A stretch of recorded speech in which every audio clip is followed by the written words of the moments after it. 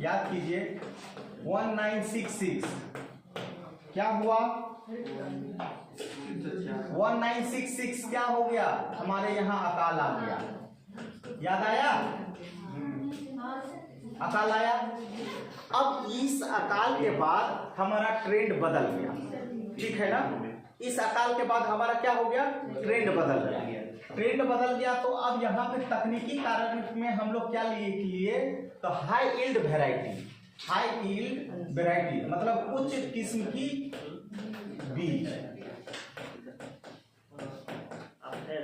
उच्च किस्म की बीज, तकनीकी, हाँ ना, तकनीकी में बात समझ में आया। हम लोग बाबू यहाँ उच्च किस्म का बीज ले लिए। दूसरा, सिंचाई व्यवस्था को अब हम लोग विस्तृत कर दिए, सिंचाई व्यवस्था को विस्तृत कर दिए।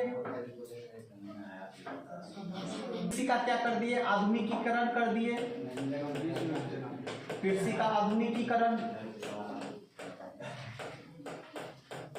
आधुनिकीकरण। नेक्स्ट, रासायनिक बीजों का हम लोग प्रयोग करने लगे, रासायनिक बीज, खाद, इन सभी का।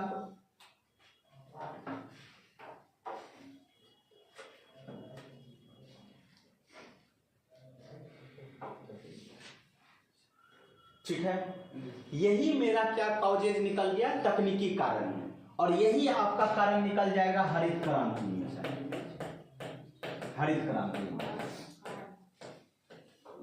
इससे क्या हो गया, इससे हमारा क्या हो गया, प्रोडक्शन हमारा ज्यादा हो गया, प्रोडक्शन ज्यादा हो गया तो यही हमारा क्या कहला रहा है, हरित क्रांति कहला रहा है। अब हरित क्रांति का स्पेशलाइज हम लोग शुरुआत करेंगे तो 69 से करेंगे। बात समझ में आया। अब तक हम लोग 66 में जब हम लोग अकाल से जूझ रहे थे तब हम लोगों ने ये सोचा कि वो जो मेरा ट्रेडिशनल है, संस्थागत है, उस संस्थागत को छोड़ करके अब हमको किधर आना होगा, तो तकनीकी की ओर आना होगा, टेक्नोलॉजी को अपनाना होगा, और टेक्नोलॉजी को अपनाएंगे तभी चल करके हमारा क्या होगा, प्रोडक्शन बढ़ेगा। बात समझ में आया। उत्पादन बढ़ेगा तब तो जाकर के हम लोग सही तरीके से रहेंगे। तो उस उत्पादन को बढ़ाने के लिए क्या हम लोगों ने अपनाया, उच्च किस्म की बीज, सिंचाई व्यवस्था का उन्नत लाभ, कृषि का आधुनिकीकरण और रासायनिक बीज एवं खाद। और यही हमारा इससे क्या हो गया, फसल का उत्पादन में वृद्धि हो गया, और यही क्या कहलाया, हरित क्रांति। बात समझ में आया, यही क्या कहलाया, हरित क्रांति, फसल के उत्पादन में वृद्धि। अब यदि आपसे पूछ देगा कि भारत में हरित क्रांति के पीछे सबसे बड़ा कारण कौन सा था, तो ये कारण था, मतलब तकनीकी कारण। समझ में आया। यदि आपको बोलेगा संस्थागत कारण था तो बोलिएगा नहीं, संस्थागत कारण जो है आफ्टर आजादी के बाद हम लोग उस संस्थागत कारण में आए जिससे हमारा क्या करेगा, कृषि का विकास होगा। बात समझ में आया। लेकिन 66 के बाद हम लोग क्या अपनाए, तकनीकी कारण, और यही कारण क्या बना, हरित क्रांति। क्लियर है। 1966 में ही सब वो चालू हुई है। 66 के बाद हम लोग उभरे किसमें, हरित क्रांति में, तकनीक की ओर। बात समझ में आया। इस तकनीक में हम लोगों ने इनका पालन किया, तब जाकर के इनका पालन किया, तब हम लोग लाएंगे green revolution. Green revolution sir अभी आ रहे हैं, उस पर गए नहीं है। ये कारक बनेगा हरित क्रांति लाने का। में एरिया बना, हरित क्रांति से किसको लाभ हुआ, किसको नुकसान हुआ, रुकिए, चिंता न कीजिए। क्लियर।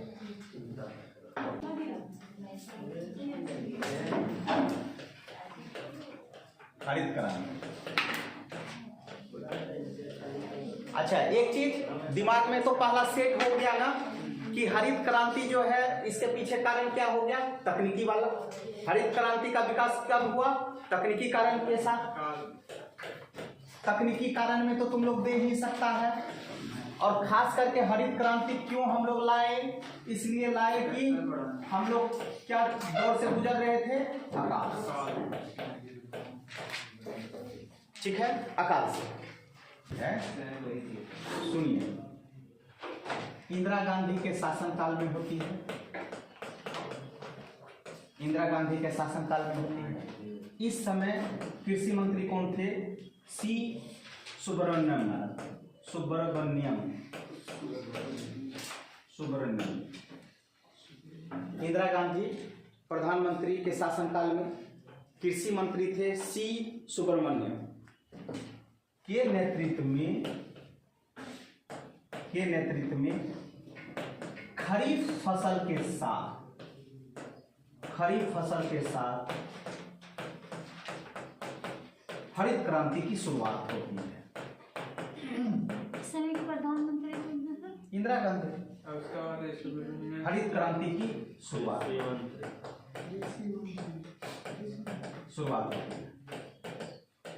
कृषि मंत्री कौन? सी सुब्रमण्यम। खरीफ फसल में क्या क्या आता है? चावल ही तो आता है। और क्या क्या था? गेहूं, चना, मटर, सरसों, खरीफ फसल हाँ, ठीक है। अब ये जो शुरुआत हुआ बाबू, तो इससे पहले ना दो काम हुआ था। एक अंतर्राष्ट्रीय चावल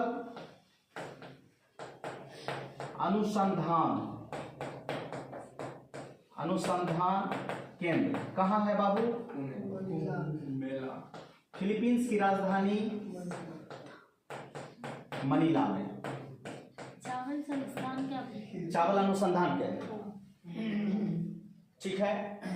और दूसरा काम किए थे मैक्सिको निवासी नॉर्मल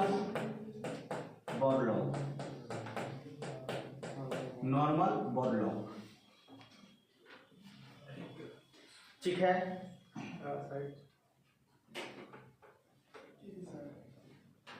अंतर्राष्ट्रीय चावल अनुसंधान केंद्र कहाँ? फिलीपींस मनीला, ठीक है। इन्होंने एक चावल का बनाया टाईयुंग नेटिव।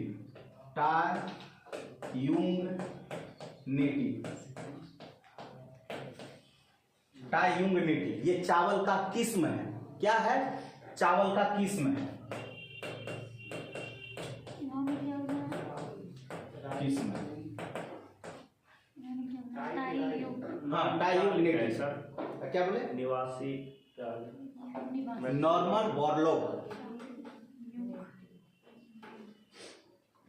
नेटिव। ये चावल का किस्म जी। और नॉर्मल बोरलॉग जो है गेहूं का परिष्कृत किया।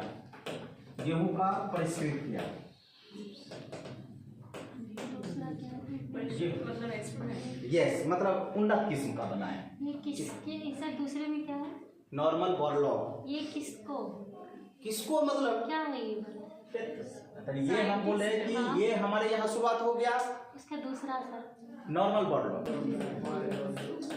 64A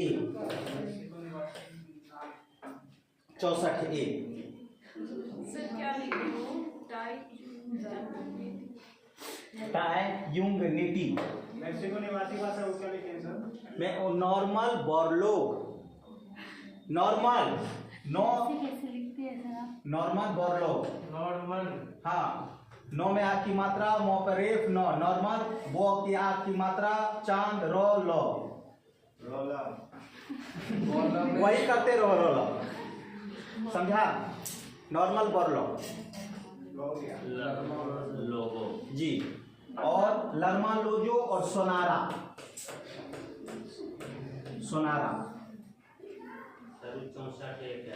गेहूं का किस्म है, अभी भी है।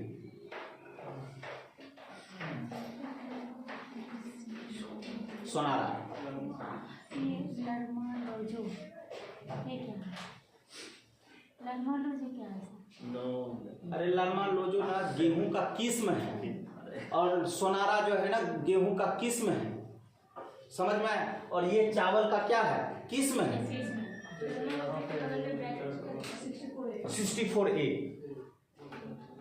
उस समय से यही सब होता है। अभी भी होता है। 64 क्या लिखे हैं सर? 64A हो। क्या तुम ये किस्म आप लोग को ज्योग्राफी में भी हम बताएं। नहीं बताए थे? IR-20, IR-22 है ना, ये चावल के किस्म है, पढ़ी है ना? दिमाग खोलिए, यही सब चीज नहीं मिलेगा कहीं। समझ में आया? ओवरऑल ऐसे बता देता है हरित क्रांति, ये था वो था। ठीक है, चलो अब यहाँ पे ध्यान। क्यों हुआ? तो तकनीकी कारण के कारण हुआ। तकनीकी कारण हम लोग क्यों अपनाए? इसलिए अपनाए कि हमारे यहाँ अकाल आया। और इसका जो है शुरुआत कब होता है? तो हमारे यहाँ प्रधानमंत्री हुए इंदिरा गांधी, और उस समय कृषि मंत्री हुए कौन? सी सुब्रमण्यम। बात समझ में आया? इनके नेतृत्व में ना हरित क्रांति की शुरुआत होती है भारत में। बात समझ में आया? कौन सा फसल के साथ? खरीफ फसल। ये अपनाने के लिए क्यों बाध्य होते हैं? इसलिए कि उस समय अंतर्राष्ट्रीय चावल अनुसंधान केंद्र फिलीपींस मनीला में है, और यहाँ पे कौन सा चावल का अनुसंधान किया? तो टाईयूंग नेटिव। तो वही मैक्सिको के निवासी कौन थे? तो नॉर्मन बोरलॉग। गेहूं का परिष्कृत कर मतलब एक उन्नत किस्म बना करके कौन बनाए बीज? लर्मान लोजो और सोनारा। ये दोनों काम आयात किया। आयात मतलब वहां से आया। कहाँ आया? भारत आया। तो ये काम देखने के लिए किसको दिया? MS स्वामीनाथन को। किसको दिया? MS स्वामीनाथन को। भारत में ये काम किसको सौंपा? MS स्वामीनाथन को। इसलिए भारत में हरित क्रांति का जनक किसको कहा जाता है? तो MS स्वामीनाथन को। विश्व लेवल पे किसको कहा जाता है? तो नॉर्मन बोरलॉग को। बात समझ में आया? हरित क्रांति का जनक विश्व लेवल पे कौन? Norman Borlaug. और भारत में किसको? MS स्वामीनाथन। और याद कीजिएगा, अब तक शांति के क्षेत्र में नोबेल पुरस्कार मिलता है। शांति के क्षेत्र में, शांति के क्षेत्र में। और शांति के क्षेत्र में यही कृषि में इतना विकास किए कि इसके कारण इसे नोबेल बोरलॉग को क्या मिला? शांति का नोबेल पुरस्कार मिला। बात समझ में आया? यहां तक दिमाग में सेट हुआ? जी। और ये कब मिला इसको नॉर्मन बोरलॉग को? तो 1970 में जी नोबेल पुरस्कार। कारण की बात करेंगे तो इसका मतलब क्या हो गया? ट्रेडिशनल कि अब हम आजाद हो गए हैं। आजाद होने के बाद हम लोग यहाँ नया पॉलिसी अपना रहे हैं। उस पॉलिसी में हम लोग क्या हम लोग देखे? तो सबसे पहला ही हम लोग देखे कि जो बिचौलिया पद्धति था उनको हम लोगों ने समाप्त कर दिया। ठीक है, इस बिचौलिया पद्धति को समाप्त करने के साथ ही साथ हमारे संविधान में भी संशोधन करने की आवश्यकता पड़ गई। ठीक है ना, जिसके तहत हम लोग संपत्ति का अधिकार 31 को हटा करके कन्वर्ट कर दिए दूसरे जगह। क्लियर है बाबू? कोई दिक्कत? दूसरा हम लोगों ने सुधार क्या किया था? काश्तकारी व्यवस्था बता दिए, काश्तकारी। तीसरा हम लोगों ने क्या बताया आपको? वर्ग। उसके बाद चकबंदी व्यवस्था। उसके बाद हमारा क्या था?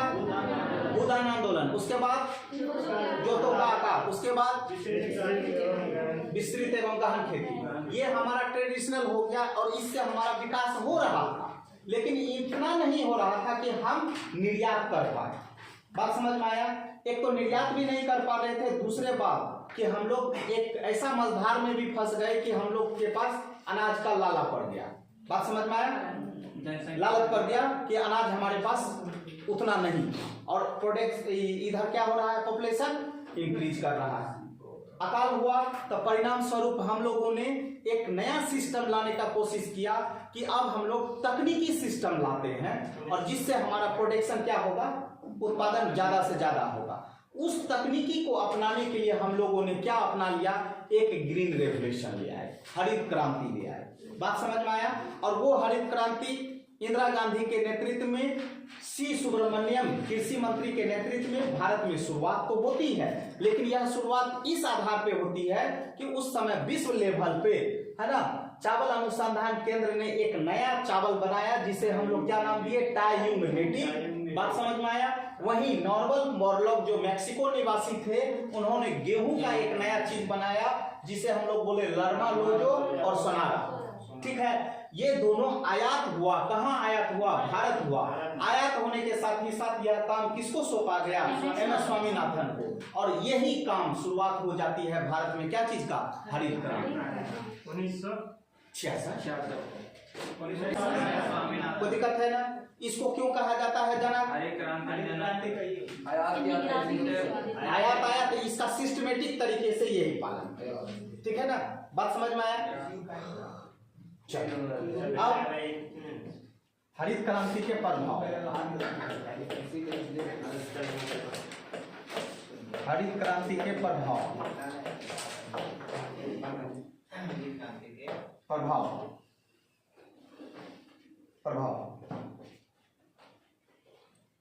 प्रभाव को दो चरण में बांटा जा सकता है। प्रभाव को दो चरण में बांटा जा सकता है। एक केंद्रीकरण का चरण,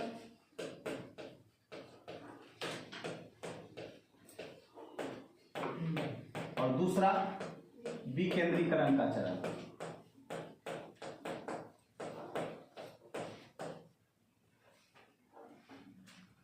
दो प्रकार। 1966 से 87 तक, 66 से लेकर के 87 तक जी। इस चरण में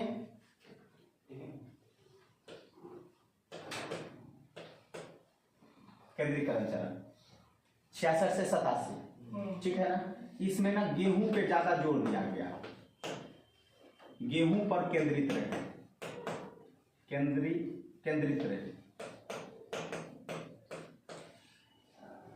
रहे, गेहूं पर केंद्रित रहे। इसका प्रभाव पंजाब, हरियाणा, यूपी। ये यूपी में जो है ना पश्चिमी यूपी था, पूरा यूपी नहीं, पश्चिमी यूपी।